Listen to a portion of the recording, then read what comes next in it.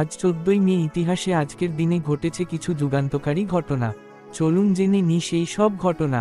1657 সালে 14ই মে মহারাষ্ট্রের পুনেতে জন্মগ্রহণ করেন মারাঠা সাম্রাজ্যের দ্বিতীয় ছত্রপতি সম্ভাজি মহারাজ। সম্ভাজি মহারাজের শৌর্য ও বীর্যের কথা ইতিহাসে স্বর্ণাক্ষরে লেখা আছে।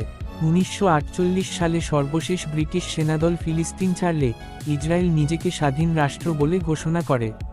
পালেস্তিন এবং ইসরায়েলের যুদ্ধের কথা আপনারা প্রতিনিয়ত শুনতে পান এবং দেখতে পান। 1923 সালে আজকের দিনে জন্মগ্রহণ করেন বিখ্যাত বাঙালি চলচ্চিত্র পরিচালক মৃণাল সেন, যার সিনেমা বাঙালি তথা ভারতবাসীকে মুগ্ধ করেছে। 1984 সালে আজকের দিনে জন্মগ্রহণ করেন বর্তমান সময়ের সবচেয়ে জনপ্রিয় ব্যক্তি মার্ক জুকারবার্গ, যিনি আমাদের মানব সমাজকে ফেসবুক নামক সোশ্যাল মিডিয়ার মধ্যে দিয়ে সবাইকে এক সূত্রে বেঁধে রেখেছেন। মানুষী ছিল্লার, ভারতীয় মডেল তথা 2017 সালের মিস ওয়ার্ল্ড বিজেতা, 1997 সালে আজকের দিনে জন্মগ্রহণ করেন। 1796 সালে এই দিন এডওয়ার্ড জেনার প্রথমবারের মতো টিকা প্রয়োগ করেন। এই ঘটনা থেকেই আধুনিক ভ্যাকসিনের সূচনা হয়।